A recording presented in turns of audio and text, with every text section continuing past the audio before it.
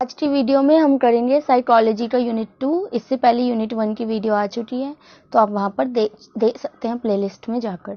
तो यूनिट 2 की बात करें तो यहाँ पर जो यूनिट 2 का नाम है वो है determinant and process of learning, अधिगम की प्रक्रिया और निर्धारक तत्व। तो सारी बातें यहाँ पर लर्निंग से रिलेटेड होगी, अधिगम से जुड़ी हुई होंगी। सबसे पहला टॉपिक अगर हम देखें तो हमारे पास आता है आवश्यकताएं, रुचि और अभिवृत्ति। ये तीन चीजें आती हैं कि नीड, इंटरेस्ट और अभिवृत्ति जो होती है, ये कॉन्सेप्ट इसका ये क्या होती हैं और शिक्षा में इसका क्या महत्व है। तो सबसे पहले आवश्यकताएं क्या होती हैं। एक आम इंसान को भी पता होगा कि आवश्यकताएं क्या होती है, लेकिन उसको लिखना कैसे है वो मैं आपको यहाँ पर बताऊंगी। तो आवश्यकताएं हमें हमारी उस परिस्थिति का बोध कराती हैं जिसके द्वारा हमें किसी प्रकार की अपेक्षित व्यवहार जन्य क्रिया करने को बाध्य होना पड़ता है। तो जब हम ऐसी स्थिति में आ जाते हैं, जब हमें कोई ऐसा काम करना पड़ता है जिसकी नीड हो, तो होती है वही आवश्यकताएं होती है हमारी। तब शिक्षा में इसका क्या महत्व है, शिक्षा में आवश्यकताएं क्यों जरूरी हैं। जीविकापार्जन हेतु अच्छी नौकरी मिले, इसलिए भी शिक्षा हमारे लिए जरूरी है। समाज में सम्मान और आदर मिले, इसकी आवश्यकता होती है हमें, और ये हमें किससे मिलेगी, शिक्षा से मिलेगी। उपलब्धियों की सराहना होगी, अगर आप शिक्षा में अच्छा करते हैं तो आपको जो है अच्छा सराहा जाता है। आत्माभिव्यक्ति या आत्म प्रदर्शन करने का मौका मिलता है आपको, और प्रयोजनपूर्ण कार्य जो है आप वो करेंगे अगर आपको जो है शिक्षा दी जाएगी। ये आपकी आवश्यकताएं होंगी, ठीक है। नेक्स्ट है रुचि यानी इंटरेस्ट। तो इंटरेस्ट क्या होता है, वह स्थिर मानसिक संस्थान जो कार्य चालू रखकर ध्यान बराबर बनाए रखता है, ये होते है रुचि। रुचि का मतलब ये सिर्फ ये नहीं है कि एक टाइम तक हम किसी चीज में इंटरेस्ट लें। रुचि हम तब कहेंगे जब हम किसी चीज में इंटरेस्ट ले, रुचि ले और उसे बराबर बनाए रखें, वो होती है रुचि। ये BN झा की डेफिनेशन है, तो पेपर में मैं बता चुकी हूँ, डेफिनेशंस भी जरूर लिखा करें। उसके अलावा आपको कॉन्सेप्ट तो क्लियर हो ही गया होगा रुचि क्या होती है। अब देखिए इसमें अधिगम में रुचि का क्या महत्व है, लर्निंग में इंटरेस्ट का क्या महत्व है। आनंदपूर्ण अधिगम होगा। अगर बच्चा रुचि ले रहा है ना लर्निंग में, तो उसका जो लर्निंग है वो हैप्पीनेस वाला होगा। जीवन पर्यंत अधिगम होगा, उसको लाइफ टाइम याद रखेगा बच्चा। विकास, उसके कौशलों का विकास होगा। सही दिशा की पहचान होगी कि हाँ भाई बच्चा किस दिशा में सही काम कर रहा है, और फिर उसी दिशा में उसे आगे भेजा जाएगा। आत्मविश्वास आएगा बच्चे में जब वो अपने पसंद का काम करेगा, रुचि लेकर करेगा। आगे है जी अभिवृत्ति। तो अभिवृत्ति क्या होता है हमारा, देख लेते हैं। अभिवृत्ति को हम किसी एक वस्तु से जुड़े हुए प्रत्ययों, विश्वासों, आदतों, अभिप्रेरणाओं के संगठन के रूप में परिभाषित कर सकते हैं, और ये परिभाषा दी है मटेशी व डॉगल ने। तो जो अभिवृत्ति है इसका सीधा सा अर्थ होता है एटीट्यूड इंग्लिश में। अब ये एटीट्यूड वो नेगेटिव वाला नहीं है कि एटीट्यूड दिखाना, वो वाला नहीं है। एटीट्यूड मतलब होता है दृष्टिकोण, किसी चीज को लेकर हमारे क्या दृष्टिकोण है, हम उसे कैसे समझते हैं, ये होती है अभिवृत्ति। जैसा कि डेफिनेशन में भी लिखा हुआ है, किसी वस्तु से जुड़े हम उसे कॉन्सेप्ट और विश्वास, आदतों को समझते हैं और फिर बताते हैं कि हमारा एटीट्यूड उस तरफ कैसा है। अब अधिगम में इसका क्या महत्व है, तो सकारात्मक अभिवृत्ति होनी चाहिए अधिगम में, तो ही आपका जो एटीट्यूड है वो पॉजिटिव होना चाहिए। कक्षा के बाहर जो है आपके एटीट्यूड का बहुत महत्व होता है। क्लास में आप अच्छे स्कोर कर सकते हैं, लेकिन अगर आपका दृष्टिकोण अच्छा नहीं है तो समाज में आपका कोई महत्व नहीं होगा। विभिन्न परिस्थितियों से आप सामना कर सकेंगे क्योंकि आपको पता है कि कौन सी परिस्थिति और किस दृष्टिकोण से देखना है। सुगम अधिगम में सहायक होगा, सामाजिक विकास तो होगा ही। तो ये तीनों चीजें यहाँ पे क्लियर हो गई आपकी, आवश्यकताएं, रुचि और अभिवृत्ति। नेक्स्ट टॉपिक है अभिप्रेरणा। तो अभिप्रेरणा क्या होता है भाई, मोटिवेशन होती है। इसका कॉन्सेप्ट, इसके प्रकार और अधिगम में महत्व, ये तीनों चीजें पढ़ते हैं। सबसे पहले देख लेते हैं, कॉन्सेप्ट क्लियर कर लेते हैं कि अभिप्रेरणा होती क्या है। अभिप्रेरणा व्यक्ति में निहित कोई एक ऐसी शक्ति है जो उसे किसी कार्य या व्यवहार को अच्छी तरह से करने में समर्थ बनाती है। बिल्कुल, अगर मोटिवेशन दे दी जाए ना, अगर आपके अंदर मोटिवेशन है तो आप किसी भी काम को ना अपनी पूरी शक्ति के साथ और अच्छी तरह से करेंगे। मोटिवेशन आपको समर्थ बनाती है किसी भी काम को बहुत अच्छे से करने में। तो ये आपकी कॉन्सेप्ट हो गया। क्रो और क्रो ने इसकी डेफिनेशन दी है, देख लेते हैं। अभिप्रेरणा का संबंध सीखने में रुचि उत्पन्न करने से है। हाँ भाई, मोटिवेशन होगा तो आपको रुचि आएगी उस काम को करने में। और क्या होगा, अपने इसी रूप में यह सीखने का मूल आधार होता है। मोटिवेशन के बिना आप कुछ नहीं कर पाएंगे। नेक्स्ट है अभिप्रेरणा के प्रकार। तो मोटिवेशन की टाइप्स देख लेते हैं।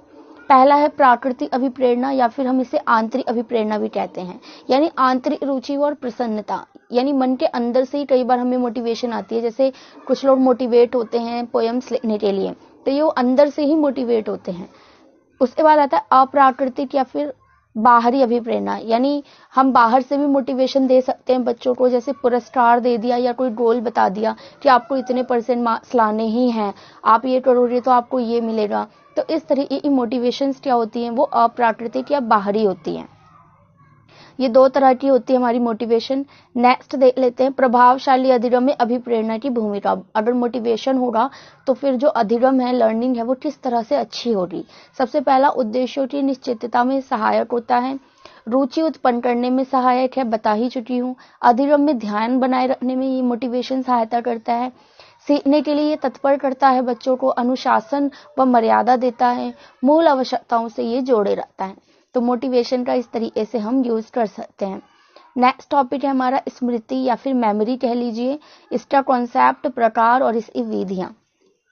तो स्मृति क्या होता है, मेमोरी क्या होती है, सबको ही पता है। मेमोरीज हम बनाते हैं ताकि हमें आगे तक याद रहे, है ना, फोटोज खींचते हैं, मेमोरीज कैप्चर करते हैं। तो ये भी वैसा ही मेमोरी है। देख लेते हैं इसको लिखना किस तरीके से है।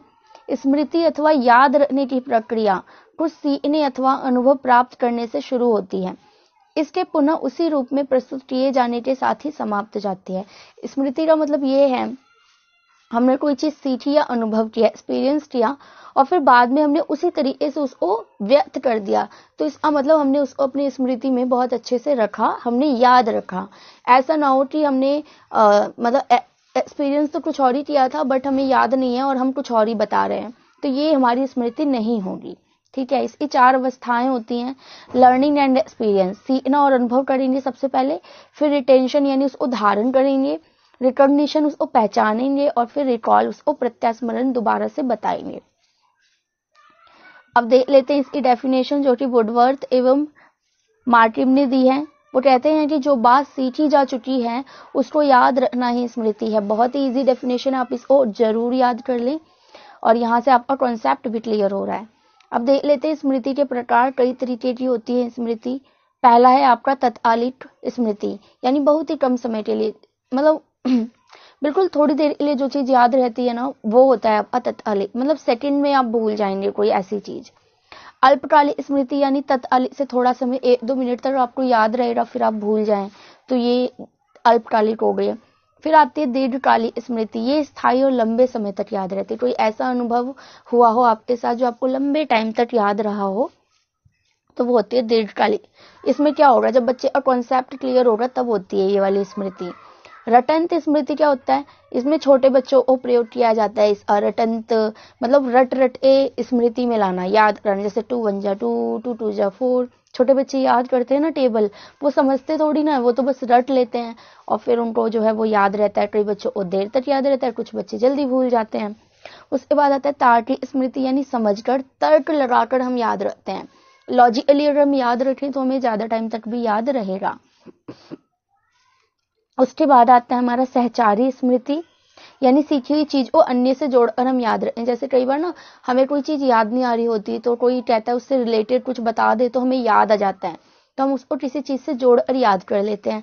सक्रिय स्मृति में पुनः स्मरण के लिए विशेष प्रयत्न करना पड़ता है, और निष्क्रिय स्मृति में होता है पुनः स्मरण के लिए कोई विशेष प्रयत्न नहीं करना। निष्क्रिय स्मृति क्या होती है, मतलब हमें बिल्कुल याद हो, हमें कोई दिमाग लगाने की जरूरत नहीं है, कोई मैथ का क्वेश्चन सॉल्व नहीं करना कि कौन सा फॉर्मूला लगेगा।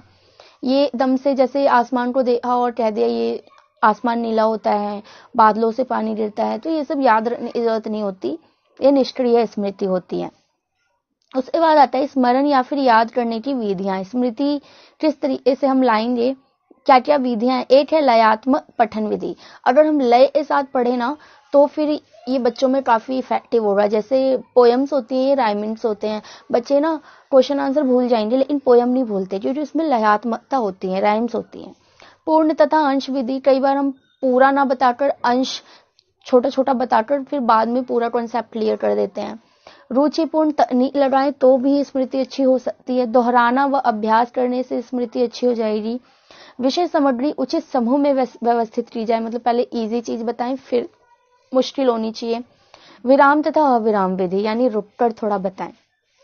ये नहीं कि आप 5 घंटा बच्चे को 80 टॉपिक क्लियर कर रहे हैं या फिर 5 घंटे तक 80 सब्जेक्ट पढ़ा रहे हैं, तो ऐसे में कुछ भी याद नहीं रहेगा बच्चे को। इसलिए जो क्लासेस भी होती हैं वो टाइम लिमिट डिसाइड होती है क्लासेस की। ऐसा नहीं कि 2 घंटे तक एक ही पीरियड चल रहा हो। नेक्स्ट हमारा है विस्मृति। और विस्मृति क्या होती है? स्मृति का उल्टा कर दीजिए। स्मृति मतलब याद रखना, विस्मृति यानी भूल जाना। तो इसकी प्रकृति क्या है, नेचर क्या है, कारण क्या है और इसमें हम कमी कैसे लाएं। तो विस्मृति हमारे लिए अच्छी नहीं है ना, लेकिन कई बार अच्छी भी होती है। कहते हैं ना बुरी चीजों को भूल जाना चाहिए। तो ये नकारात्मक भी हो सकती है और सकारात्मक भी हो सकती है। तो भूल जाना भी क्या है, वरदान भी है और एक असफलता भी है, दोनों ही है। तो मन नाम के हमारे तो साइकोलॉजिस्ट हुए हैं जो बताते हैं कि पहले सीखी हुई किसी बात या विज्ञान अथवा पुनः स्मरण करने की योग्यता में स्थायी अथवा अस्थायी रूप से जो कमी आ जाती है, यानी हम भूलते जाते हैं, वो होती है विस्मृति। इसके कारण क्या है, विस्मृति क्यों होती है, क्यों भूलते हैं हम? या तो हमने ठीक प्रकार से सीखा ही नहीं उस चीज को, इसलिए भूल गए। समय का प्रभाव पड़ता है, टाइम टू टाइम हम भूल जाते हैं पुरानी बातों को। संयोग अथवा संबंधों का बाधक होना, दमन, दोषपूर्ण मानसिक अवस्था हो तो भी भूलते हैं। भंडारण में विफलता, बहुत सी चीजें हम अपनी माइंड में भरे जा रहे हैं, तो ऑफकोर्स कुछ चीजें हम वहां पर भूलने लगेंगे।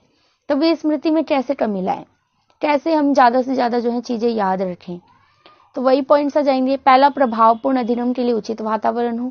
समुचित भंडारण के लिए यथोचित उपाय अपनाना चाहिए। उचित उपाय अपनाएं, उचित अभ्यास करते रहें, ठीक प्रकार से सीखें, यानी कॉन्सेप्ट क्लियर करके सीखें सारी चीजें। ठीक है। नेक्स्ट देखिए, अधिगम का स्थानांतरण। लर्निंग जो है उसका ट्रांसफर ऑफ लर्निंग इस अ कॉन्सेप्ट, प्रकार और निहितार्थ। तो सबसे पहले कॉन्सेप्ट देख लेते हैं। अधिगम का स्थानांतरण का क्या मतलब है, हम कहाँ पे ट्रांसफर करें अपनी लर्निंग। एक परिस्थिति में सीखा हुआ ज्ञान अथवा लिया हुआ प्रशिक्षण किसी दूसरी परिस्थिति में प्राप्त किए जाने वाले ज्ञान को प्रभावित करता है, तो ये अधिगम स्थानांतरण कहलाता है। सीधी सी बात है, हमने कोई चीज सीखी और फिर किसी और चीज को सीखने में हमने उसका यूज कर लिया। तो हमने क्या किया, हमने सीखी हुई जो चीज थी, लर्निंग थी, उसको ट्रांसफर करके कहीं और यूज कर लिया। तो यही होता है अधिगम का स्थानांतरण, यानी कि पूर्व ज्ञान का नवीन ज्ञान में योगदान। सीधी सी बात है। अब इसकी डेफिनेशन देख लेते हैं। सोरेनसन कहते हैं कि स्थानांतरण में परिस्थिति में अर्जित किया गया ज्ञान, प्रशिक्षण और आदतों का किसी दूसरी परिस्थिति में स्थानांतरित किए जाने का उल्लेख होता है। इसके प्रकार कैसे होते हैं? पहला होता है सकारात्मक स्थानांतरण, यानी कि सकारात्मक क्या होता है, इसमें क्या होता है, हमने जो भी पहले सीखा है उसका हम उसकी सहायता से नए ज्ञान को सीखते हैं, मतलब पॉजिटिव इम्पैक्ट होता है। सेकंड, नकारात्मक स्थानांतरण। कई बार नकारात्मक भी हो जाता है कि पूर्व ज्ञान कुछ ऐसी चीज सीख ली हमने कि अब नई चीज सीखने में हमारे को दिक्कत हो रही है, मतलब कोई कुछ गलत चीज हमने सीख ली और अब जब हम उसे दोबारा सीखेंगे नई चीज को, तो पहले हमें पुराना वाला मिटाना पड़ेगा अपने दिमाग से और फिर नई चीजें वहां पर डालनी पड़ेगी। उसके बाद होता है शून्य स्थानांतरण। ना तो ये सहायक होता है ना ही बाधा, मतलब जो भी हमने पहले सीखा हुआ प्रशिक्षण है वो हमारे किसी काम नहीं आता, तो वो यूज नहीं होता, जीरो हो जाता है वहां पे। ठीक है। अब देखते हैं इम्प्लीकेशन, यानी कि निहितार्थ क्या होते हैं इसके। तो सीखने और सिखाने की प्रक्रिया में इजी हो जाता है, सरलता आ जाती है, क्योंकि पहले से सीखी हुई चीजों को हम यूज करते हैं, बच्चे के लिए कोई नई चीज नहीं होती। सीखे हुए को अन्य क्षेत्र में भी प्रयोग किया जा सकता है, विषय में एकीकरण इंटीग्रेशन कर सकते हैं हम। अर्जित ज्ञान की स्पष्ट हो सकती है अवधारणा। मान लो कोई कॉन्सेप्ट हमारा पहले क्लियर नहीं हुआ था जब हम पढ़ रहे थे, बट थोड़ा बहुत था और अब एकदम से क्लियर हो जाता है। नवीन ज्ञान अर्जित करने में सहायता मिलती है। ऑफकोर्स अगर पुराना काम आ जाए तो नए वाले में भी हमें इजी होगी। नेक्स्ट हमारा टॉपिक है और लास्ट टॉपिक है ये हमारा, क्या है यहाँ पर, स्मृति, विस्मृति और अधिगम स्थानांतरण। मेमोरी और जो हम भूल जाते हैं मेमोरी, और अधिगम स्थानांतरण जो अभी हमने पढ़ा, इनको कौन से कारक जो है वो प्रभाव करेंगे। सबसे पहला मानसिक अनुशासन। अगर किसी मेंटली डिसेबिलिटी है तो इन सब में दिक्कत आएगी, अदरवाइज वो आगे बढ़ जाएगा। वंशानुक्रम फर्क पड़ सकता है, कुछ लोगों की मेमोरी बहुत शार्प होती है क्योंकि उन्हें वंश के अनुसार मिला होता है। अभ्यास, अगर अभ्यास करे तो कोई भी कुशल हो सकता है। संप्रत्यय की समझ, कॉन्सेप्ट जो है वो क्लियर होना चाहिए। और उचित अभिप्रेरणा, मोटिवेशन अगर मिलती रहे ना तो बुरे से बुरा बच्चा भी अच्छे से अच्छा काम करेगा। ये तो पक्की बात है, क्योंकि मोटिवेशन एक तरह से दवाई की तरह काम करती है बच्चे के लिए। तो ये तो आपका यूनिट 2 था। सारे टॉपिक मैंने यहाँ पर क्लियर कर दिए हैं। आई होप कि आपको ये वाला यूनिट क्लियर हो।